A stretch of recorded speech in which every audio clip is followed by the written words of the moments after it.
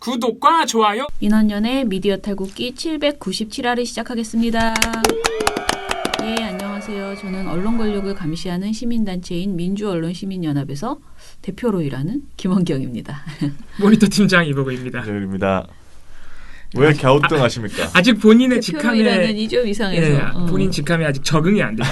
대표 역할을 맡은? 뭐라고 해야 되지? 아니 대표로 일하고 대표. 있는 맞죠. 네. 근데 대표 이렇게 말하면 약간 좀 잘난 척하는 것 같잖아요. 그래서 잘난 척하는 거 같나요? 대표 그러면 왠지 그럼 직함이- 사장님? 직함이 대표인데 아니면 총수로 바꾸실래요? 말도 안 돼. 말도 안 돼. 구독과 좋아요. 자, 먼저 기고스를 해볼 텐데요. 이 채널A 첫 번째 기고스는 또 이봉호 팀장이 해주시죠.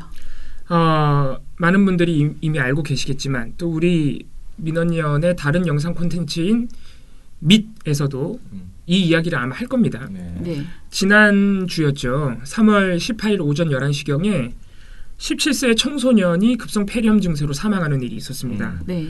그래서 이게 폐렴으로 돌아가시다 보니까 많은 국민들이 굉장히 놀라고 방역 당국도 굉장히 빠르게 더 예민하게 대응할 수밖에 없었는데 폐렴 증세이기 때문에 코로나19 정밀 검사가 이루어졌고요.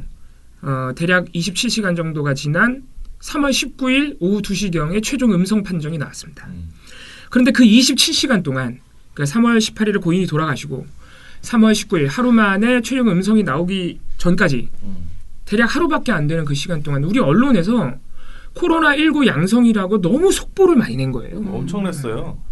너무했다는 생각이 들 정도로 이게 그러니까 너무 나빴어 이런 통상적인 감정을 넘어서 그런 느낌을 넘어서 도대체 왜 이러는 거야? 근데 이게 네. 속보로 전해질 일인가요? 그러니까요. 이게? 아니 그 고인이 돌아가신 직후부터 정밀 재검사 한다는 얘기가 이미 아. 공식적으로 발표됐거든요.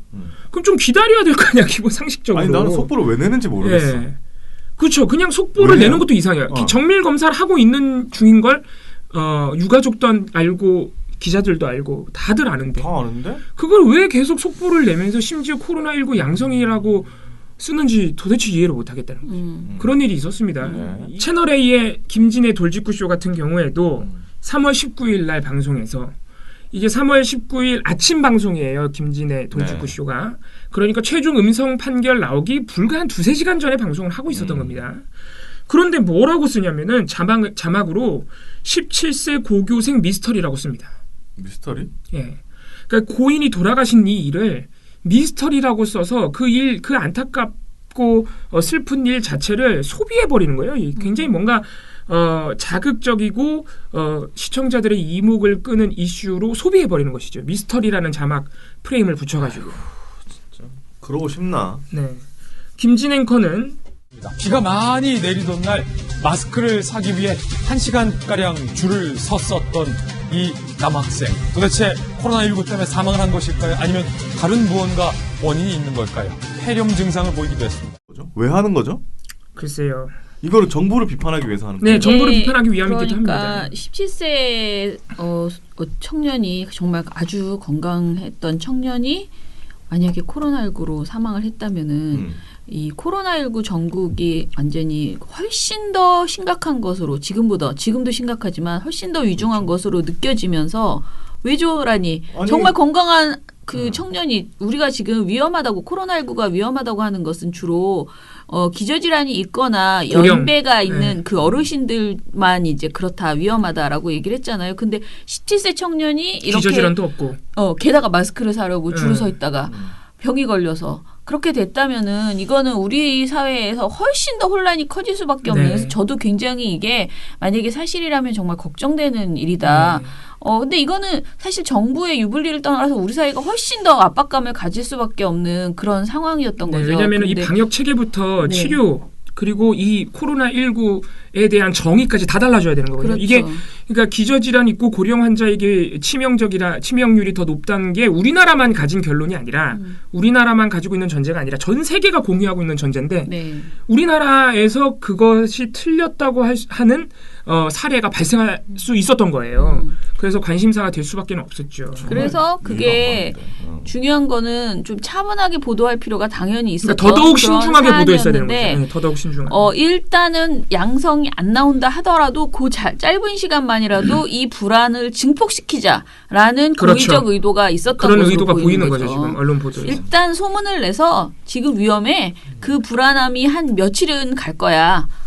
나중에 양성으로 그러니까 음성으로 나온다 하더라도 괜찮아. 아니, 일단 분위기 띄우고 보자. 이렇게 해서 이게 정부 때문이 이렇게 하려고요? 그럼요. 네, 왜냐하면 그럼요. 정부의 방역이 실패했다. 정부가 틀렸어. 그렇게 애초에 전제가 할수 그러니까 있는 우리 거죠. 정부만의 잘못은 아닐 텐데 아무튼 말이 안 되죠. 이런 속보를 내고 이렇게 계속 미스터리라는 자막까지 붙여서 뭔가 자극적으로 소비하려는 언론들의 태도에는 그런 의도가 있지 않을까? 이걸 저는 어떻게 해서든 이거는 굉장히 있지 않을까가 아니고 그런 의도가 아니라면 사실 이거는 허위 조작 정보에 가까운 맞아. 거거든요. 이거 사실상 그런 속보들은 네. 다 허위 정보예요. 그렇죠. 그래서 굉장히 이건 실수라고 할 수 있는 내용이 아니다라고 이게 의도를 실수일 수가 가지고 없어요. 하는 예. 분명한 실수일 그 수가 왜곡 없습니다. 보도라는 거죠. 일부러 프레임을, 그렇게 보도하는 겁니다. 그렇게 만드는 그런 보도였다. 말도 안 돼요. 말도 안 돼. 너무 화가 나네요. 진짜 나빴어요. 이게 나쁘다는 말로 참 표현이 좀 안 되는 것 같아요. 욕을 좀 해야 될 것 같아요. 안타깝게 돌아가신 이건 고인에게도 신뢰예요. 이거 고인에게도 왜 그러니까. 상처가 되는 고인의 유가족에게도 이런 네. 식으로 보도하는 게 도대체 무슨 내가 공익이 내가 유가족이라면 이거 하지 말라고 기분 할 나쁠 것 같아. 것 이거 왜 같은데. 해? 예. 진짜. 무슨 공익이 있는지 모르겠어요. 이렇게 보도 당연히 공익은 없겠지만 공이 당연히 없지. 우리 언론이 보도를 제대로 하고자 한다면 그리고 실제로 이런 보도 있습니다. 고인이 돌아가신 일에 대해서 어떻게 보도를 해야 되냐면요. 일단은 이렇게 17세 청소년이 사망한 일의 근본적인 원인이 무엇인가. 그래서 따지고 들어가다 보면 처음부터 코로나19에 지나치게 집중될 수밖에 없는 이 우리 의료 역량으로 인해서 다른 타질환 환자들에 대한 의료 공백이 발생하고 있다. 이 문제를 우리가 어떻게 대응할 것인지 예를 들어서 이런 거 있습니다. 지금 대구 경북 지역 확진자가 60-70%에 이르죠. 대구 경북 지역에 굉장히 의료 역량이 집중되어 있습니다. 상대적으로 코로나19가 그렇게 심각하지 않은 지역들이 있습니다. 지금 그 지역의 의료 역량들까지 전부 대구 경북에 집중되어 있는데 우리가 그 의료 역량을 또 의료 인력을 어떻게 배분할 것인가 이거를 처음부터 좀 다시 체계적으로 살펴봐야 된다. 왜냐하면 지금까지 너무 급하게 해왔으니까. 네. 이런 식으로 우리가 보도를 했었어야 된다는 거죠. 근데 물론 그런 보도들이 있어요. 그런데 지금 대부분의 언론 보도들이 그렇지 않고 지금 저희가 말씀드렸던 그런 식의 아무 의미 없는 보도들이 나왔었다는 겁니다. 그리고 3월 22일 TV조선 메인 뉴스에서 청와대가 중국인 입국 금지 청원에 내놓은 답변이 국민을 허탈하게 만들었다라고 평을 했답니다. 쟤네들이 허탈한 게 아니고 본인들도 허탈했겠죠. 국민을 허탈하게 모든 것은 국민으로. 청와대가 오늘 중국인 입국 금지 청원에 대해서 2달 만에 답을 냈는데 그 답이 다시 한번 국민을 허탈하게 만들었습니다. 최지원 기자가 취재했습니다. 후베이성 방문 외국인의 입국 금지와 특별 입국 절차를 재설명하는 수준입니다. 유럽발 입국자 전원에 대해 진단검사 조치를 내린 것과도 대조적입니다. TV조선 최지원입니다. 친중 정부론 지금까지 나왔죠. 계속 하는 거예요. 처음부터 끝까지 우리 정부는 중국에 너무 저자세라는 얘기를 반복적으로 계속 하는 거죠. 약간 레파토리만 달라지고. 그렇죠. 예. 이정재 논설위원한테 한번 가야 되겠구만. 일거에 뒤집었는데 지금. 근데 아니 이거는 그거는 통화수부 문제인 거고. 어쨌든 친중 반미. 그러니까 이정재 논설위원이 네. 우리나라가 친중 반미가 아니라는 거를 증명해 줬잖아요. 일거에 뒤집었잖아요. 일거에 뒤집어 주셨잖아요. 중앙일보 덕분에. 이 사람들이 진짜. 이정재 논설위원한테 한번 설명을 좀 들으셔야 돼요. 네, 우리나라는 네. 더 이상 친중이 아닌데. 따끔하게 한번. 자, 그리고 중국발 입국자의 경우에 2월 4일부터 특별 입국 절차를 실시하고 있습니다. 중국발 입국자 특별 입국 절차는요, 발열 여부와 건강 이상 등을 확인해서 문제가 있으면 격리 조치를 하고요, 진단 검사를 하는 1단계가 있고요, 1차 검역을 통과하면 주소와 연락처를 확인하는 2단계를 거치고요. 그러니까 증상이 없어도 네네. 주소와 연락처를 남겨서 그쵸. 최소한 동선을 확인할 수 있도록 나중에 네. 문제가 아니 근데 발생했을 때. 이게 다 그 전부터 하던 거잖아요. 그러니까 네. 2월 4일부터 중국발 입국자에 대해서도 이걸 하고 있었던 거예요. 그러니까 그러니까 내 말이. 마치 중국발 입국자에 대해서는 뭔가 가볍게 조치하는 것처럼 묘사하면 안 된다는 거예요. 이거 엄청 빡센 거예요. 그래서 2월 4일 날 막 군인들이랑 공무원들이랑 공항에 투입되고 난리 났어요. 인력 부족해가지고. 한 달 전에 있었던 일인데 이거를 지금 그게 TV조선은 지금 뭔가 약한 것처럼 묘사하고 있는 거예요. 그리고 이제 유럽발 입국자 진단 검사는 발열 검사 등을 통해서 유증상자와 무증상자로 분류를 한 다음에 유증상자는 곧바로 격리하고 무증상자는 임시생활시설로 이동해서 진단 검사를 받는 절차를 밟고 있어요. 아무튼 차이점이 약간 있긴 합니다. 2월 4일부터 우리가 중국발 입국자에 대해서 실시한 특별 입국 절차랑 3월 22일 어제부터죠, 그러니까. 네. 그저께부터인가 보다. 아무튼 그저께부터 한 유럽발 입국자에 대한 진단 검사는요. 약간 차이가 있어요. 둘 다 빡센데 유럽발 입국자에 대해서는 무증상자도 검사를 한다는 차이점이 약간 있습니다. 중국발 입국자에 대해서는 증상 없으면은 우리가 주소하고 연락처 받아서 동선만 확인해요.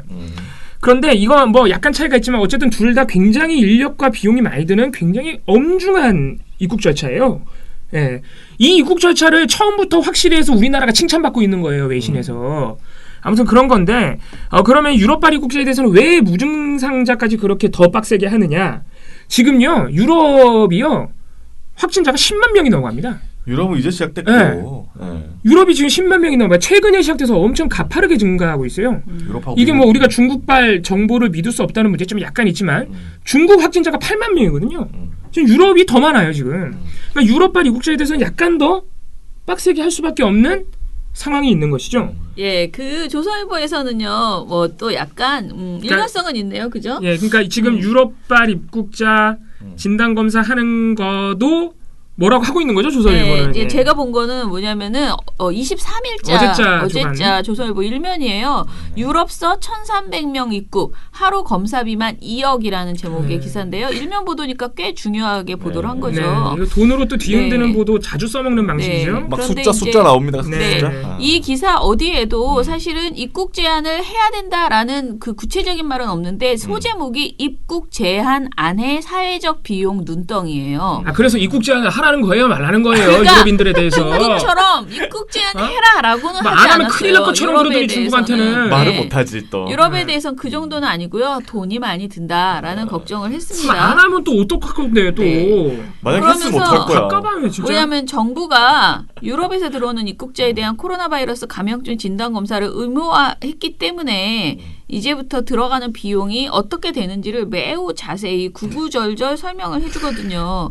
일단은 유럽에서 들어온 입국자가 평소보다 100명 이상 많은 1,300명 수준으로 지금 이날 들어왔다.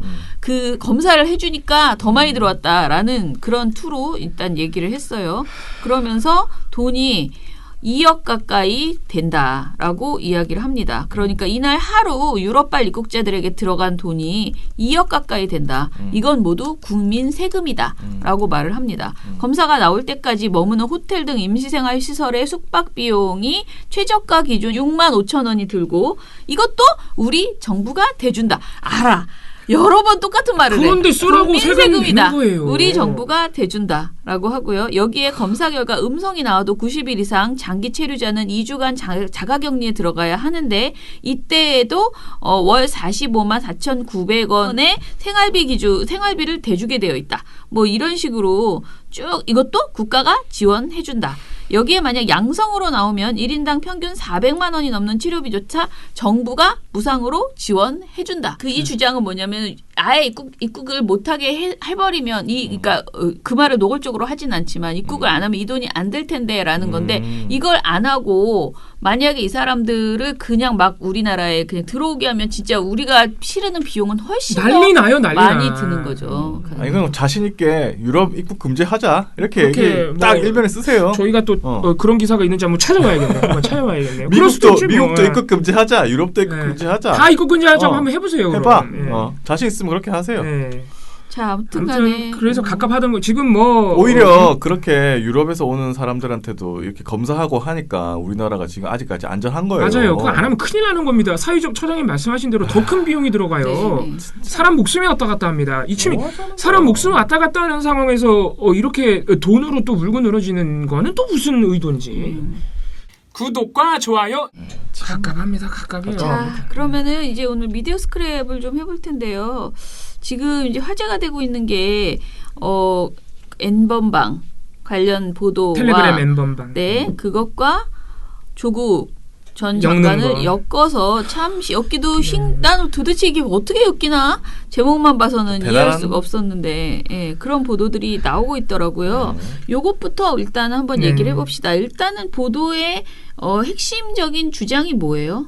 보도에서 다루고 있는 주장이. 네, 지금 그러니까 많은 보도들이 그 미래통합당의 주장을 그대로 따옴표 처리해서 보도해버리는 바람에 네. 그러니까 이게 아주 자극적인 내용이거든요. 예를 들어 이런 겁니다. 텔레그램 N번방의 영웅이 조국이다. 뭐 이런 식으로 제목에 써버리는 거예요. 따옴표 쳐서. 이런 식의 주장을 그대로 그냥 받아쓰면서 제목에다 따옴표로 넣어버리는 것이죠. 네. 그렇게 일방적인 주장, 심지어는 그냥 누가 봐도 이상한 그런 정치적 목적이 확실한 주장. 네. 이런 주장을 이렇게 그냥 따옴표로 제목으로 가져온 게 맞느냐 우리가 여러 번 말씀드리지만 미래통합당의 주장은 뭐 제가 말씀드린 거 이외에 별게 없는데 뭐 이런 거예요. 이준석 미래통합당 최고위원이 이렇게 썼습니다. 페이스북에다가 누구에 대해 수사를 하다가 포토라인이 폐지됐습니까? 2019년 10월에 그분 때문에 포토라인 폐지되지 않았습니까? 조국 전 장관 때문에 N번방 관련자들이 포토라인에 그분들 서지 않게 된 겁니다. 이렇게 주장한 것이죠. 근데 오늘 아침에 뉴스공장에서 양지열 변호사가 이제 인터뷰를 했어요. 이거 관련해서 이제 변호사니까 좀 구체적으로 얘기를 했는데 일단은 포토라인 그 자체는 사실 법적으로 있는 어떤 근거를 가지고 하는 것이 아니고 그동안 검찰이 관행이죠, 주로 관행. 유명인들, 그렇죠. 공인들의 경우에 이제 그 재판이 검사 받으러 올 때 기자들이 막 몰리니까 좀 어떻게 보면 편의를 위해서. 편의를 봐준답시고 그렇게 했는데 사실 그게 인권 침해 여지가 굉장히 많았기 때문에 그것에 대해서 이제 부적절한 관행이었다라고 판단해서 그것을 이제 그만한 거죠. 그런데 그걸 가지고 이 사람이 포토라인에 설 수 있었는데 못 썼다. 이거는 사실은 지금 굉장히 많은 분들이 이제 어떤 분노 때문에 이 N번방이라는 것에 대한 분노는 저도 그렇고 누구든지 저는 공감할 수 있다고 생각을 해요. 그런데 그것 때문에 포토라인에 서야 된다라는 것은 사실 좀 다르거든요. 그리고 이제 신상공개 문제는요.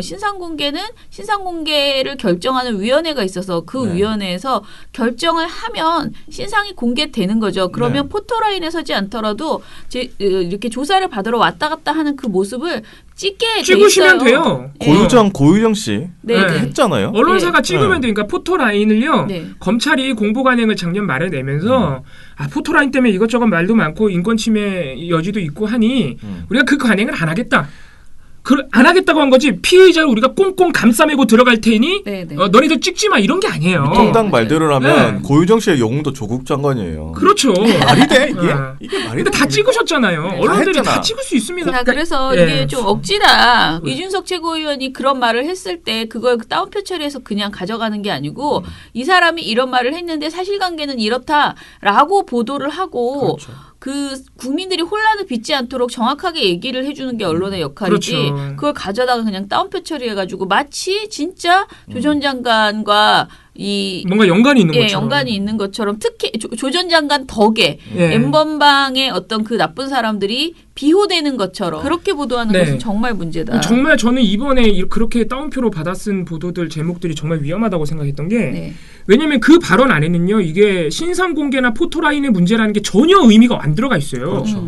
그러면은 그냥 저도 처음 해봤을 때 깜짝 놀란 게 조국 전 장관이 이 사건이랑 뭔가 연관이 있나? 그러니까 이렇게 오해하게 된다고요. 많은 독자분들이 어떻게 보면 그걸 노린 걸 수도 있겠죠. 저는 처음 해보고 포토라인에 못 쓴다? 신상 공개 안 되나? 이렇게 생각했거든요. 그러니까 방금 말씀하신 저런 오해도 발생할 수 있고. 네. 그러니까 사실 정말 우리가 그 바람직한 저널리즘 또 독자들을 위한다면은 독자들의 오해를 진짜 처음부터 방지하기 위해서는 그러한 주장에 대해서는 애초에 그냥 팩트 체크로 보도가 확 나가야 돼요. 그렇죠. 애초에 이렇게 받아쓰지 마시고. 이게 제가 늘 말씀드리지만 따옴표 제목 없애야 된다 법적으로. 네, 법적으로 그건 좀 어렵고 또 따옴표로 해줘야 되는 보도. 누가 좀 해주시면 안 됩니까? 발언들이 있어요. 또 우리 아무도 조명해주지 않는 사회적 약자나 예를 들어서 뭐 노조 탄압에 맞서고 있는 노동자들 이런 분들은 또 우리가 따옴표를 해줘야 되거든. 목소리를 받아줘야 되거든. 정치인들 따옴표로 쓰지 맙시다 그러면. 좀. 근데 이와 관련해서 또 지금 논란이 되고 있는 게 또 신상공개 오늘 3월 24일 아마 오늘 저희 이 방송이 나갈 때쯤에는 이미 그 가해자들에 대한 신상공개위원회 결과가 나왔을 수도 있겠습니다. 그렇겠죠. 청와대가 답변도 오늘 할 거라는 예정이 있기 때문에 이 방송 나갈 때는 이미 다 나와 있는지 모르겠지만 저희가 녹화하고 있는 시점에는 아직 안 나왔거든요. 네, 저희가 오전에 하고 있으니까. 예. 근데 이미 어제부터 3월 23일부터 언론사들이 다 공개를 해버렸습니다. 신상 공개를. 네. 예, 그 얘기도 있죠. 자, 이거는 사실 저희가 뭐 언론사에게 정부가 시키는 거 좀 잘 지켜라, 무조건 지켜야 한다 이렇게 말하는 그런 단체는 아니에요. 그렇지만은 우리 사회가 이제 흉악범의 얼굴을 공개하는 신상을 공개하는 문제에 있어서 그동안에도 계속 규칙보다는 언론이 먼저 그거 선수를 치면서 보도를 하는 그런 문제를 계속 발생시켜 왔어요. 유영철의 얼굴을 먼저 공개했고요.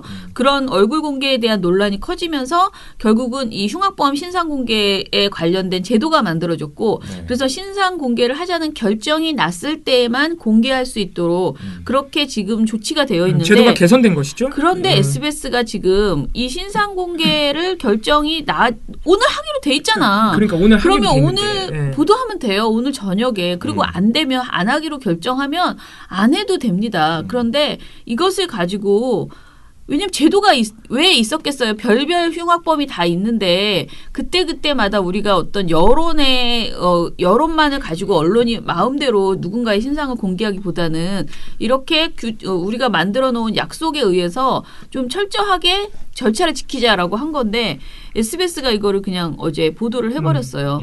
SBS 말고 다른 방송사나 다른 신문사는 신문사들도 몰랐을까요? 다 따라했습니다. 저는 SBS 보도 알았겠죠. 전에 네. 다 알았을 거라고 생각해요. 그렇죠. SBS가 하니까 따라한 거죠 이제. 근데 이제 예. SBS가 먼저 선수를 치면서 보도를 해버리니까 안할 수가 타사도 없죠. 오늘 전부 다 나왔어요. 특히 신문들. 네. 예. 조간에 다 굉장히, 나왔죠. 굉장히 많이 나왔어요. 그러니까 이게 똑같이 이게 뭔가 사회적 합의 없이 자기네 판단에 따라서 언론사가 공개하는데 SBS가 먼저 했으니까 타사는 약간 자기네 책임이 덜하다. 나중에 문제가 돼도 그렇죠. 자기네 안 책임이 할 수 덜하다고 없어요. 생각하는 거죠. 안 할 수 없으니까 저기서 먼저 선수 치면 안 하는 거는 손해를 보는 거라고 생각하는 거지. 이미 네. 다른 데서 다 보도하고 있는데 그래서 이제 안 하게 됐는데 그러니까 다 지금 퍼져버렸는데요. 그래서 제도가 의미가 없어지는 그런 상황이 네. 지금 이루어졌어요. 네. 근데 사실 이 보도에 대해서 우리가 지적하고 싶은 게 단순히 신상 공개를 했다. 신상 공개가 결정되지 않았는데 먼저 선수 쳐서 공개했다라는 것만 문제가 되는 게 아니고요. 사실 SBS 보도가 굉장히 별로예요. 저는 이 사람이 한 행위에 집중해야 된다고 범죄에 생각하거든요. 집중해야죠. 그렇죠. 그 사람이 한 범죄 행위는 정말 나쁜 짓이에요. 그럼 그 행위에 집중해야 되는데 소설처럼 사연을 만들어가는 겁니다. 이렇게 스토리를 왜냐면은 만들어가는. 이 사람이 그 동안에 뭘 전공했고 학교 생활이 어땠는지 친구는 어땠는지 이런 거를 막 이렇게 이야기를 하거든요. 그런데 이게 너무 웃기는 게 조 씨는 정보통신을 전공했지만 글쓰기를 좋아해 학내 독후감 대회에서 1등을 차지했고 학보사에서도 활동하며 편집국장을 맡기도 했습니다. 그러니까 이게 도대체 범죄랑 무슨 상관이 있는 거냐. 그러면서 이런 모르겠네. 장면이 나올 때 학교의 총학생회와 학보사 이 사진까지 나와요. 학교 안에 전경 일부를 네, 방송에 네. 내버린 거예요. 그러니까 알만한 분들은 이게 어딘지 또 알 수 있다는 거죠. 또. 그리고 사실 이런 게 저는 도대체 모든 학보사에게도 굉장히 이게 치명적인 내용이 될 수 있잖아요. 굉장히 기분 나쁘죠. 네. 학보사하는 분들 그렇죠. 입장에서. 예, 그리고 4학기 중에 3학기 평균 학점이 4.0이 넘을 정도로 성적이 좋아서 장학금도 여러 차례 탔다. 성적과 교내 활동을 보면 우수 학생 평가를 받을 만했지만 교우 관계가 원만하지 않았다고 동기와 선후배들은 말한다. 라고 하더니 학보사 동료가 어디서나 볼 수 있을 법한 조용한 아이였던 것 같아요.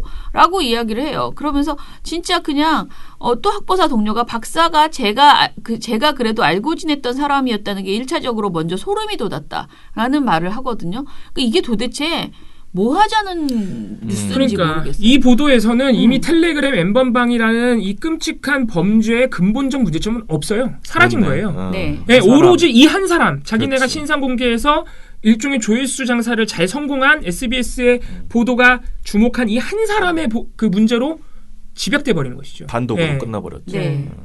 자, 그래서 막 이 보도에 대해서 지적하는 지금 목소리들이 되게 많은데 제가 들었던 그 지적 중에서 이런 얘기가 있었어요. 이 기자가 굉장히 막내 기자라는 거예요. SBS에서.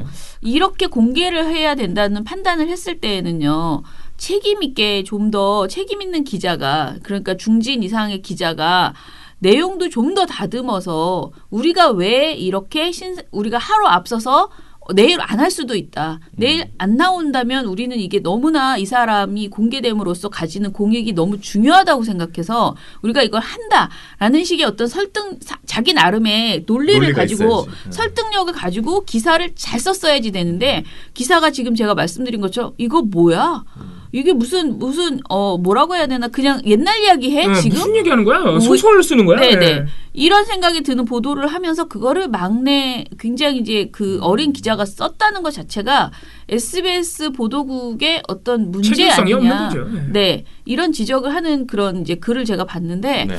그걸 굉장히 공감이 가더라고요. 그래서 하여튼 전반적으로 이 기사를 이렇게 단독으로 내놓는 것 자체도 문제였고요. 그리고 기사의 내용도 상당히 너무 허술하고 문제가 있었다. 그러니까 신상공개위원회가 공개하지 않으면 그에 대한 비판은 자유로운 거죠. 그렇죠. 그러면 언론도 비판하고. 언론들이 네. 거기에 대해서 비판을 하고 그렇죠. 그건 가능한데 이렇게 다음날 열릴 걸 다들 아는데 그 전날 이건 누가 봐도 일부러 하는 거죠. 그리고 네. 별로 크게 공익도 없어 보이는 네. 보도를 이런 식의 여성을 착취하는 이런 범죄가 벌어질 때마다 너무나 봐주기로 일관된 어떤 우리 사회의 잘못된 그 사법부 판단, 경찰 판단 모든 게 너무나 안이했잖아. 그래서 우리가 이것을 경종을 울리기 위해서 신상 공개를 하겠다.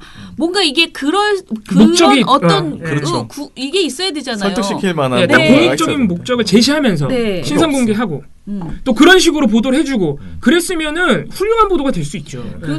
이 신상 공개 그리고 이런 부분에 대해서 뭐 포토라인에 세우는 거 그런 청원 이런 것들에 대해서 어찌 됐던 간에 어떤 범죄를 저지른 사람이라도 인권이 중요하니 뭐 이것이 적절치 않다라는 그 주장 자체도 사실은 우리가 정말 인권이라는 것은 누구에게나 있는 것이기 때문에요. 사실은 말할 수 있어요.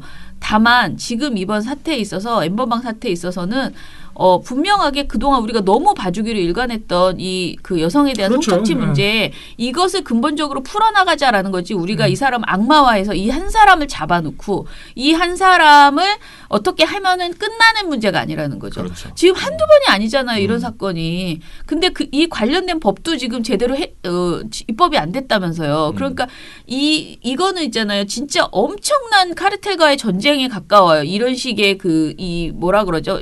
여성 성착취하는 이 사업들에 대해서. 그래서 좀 더 우리가 이렇게 누군가를 한 사람을 지목해서 그러니까 악마화하는 것으로 해결이 안 된다라는 네. 생각을 갖고 언론사들도요 진짜 구조적으로 접근하려는 보도 태도를 보여야 네. 된다라는 말씀을 드리겠습니다. 네. 그러니까 신상 공개와 이 포토라인은 지금 현재 이 상황에서 이 사건에 있어서 굉장히 부차적인 문제입니다. 네. 언론사들이 포토라인이 있건 없건 신상공개위원회가 결정을 어떻게 하건 보도 잘해주세요.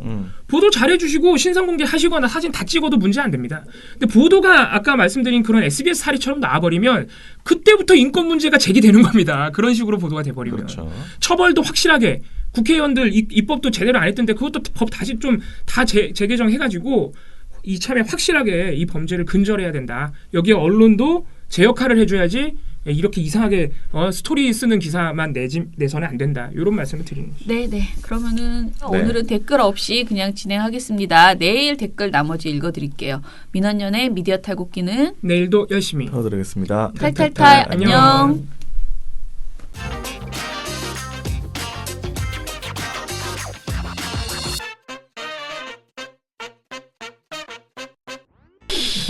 아니면 총수로 바꾸실래요? 아 말도 안 돼. 자 그러면은 수괴 뭐 이런 말도 있습니다. 조선일보가 좋아하는. 아니 아이고. 자, 농담 따먹긴 그만하고. 네. 또 무리를 일으키셨나요? 아니요, 어제는 그 정도로 먹지는 않고. 오늘 출근해야 되는데 그 정도로 먹으면 또 제가 예전처럼 또 그렇게 쓰레기처럼 그럴 수는 없죠 또. 난리 났어. 박수 한 번만 쳐주세요.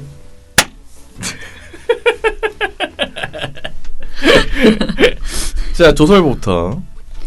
우리 전두환 씨 경호하는데 한 해에 6억 들어갔어요. 한 해에 1년에. 올해 지금 다 끝났는데 올해에도 경호하는데 돈 필요하다고 2억을 예산을 신청했대요. 이거 어떡하실 거예요, 그럼?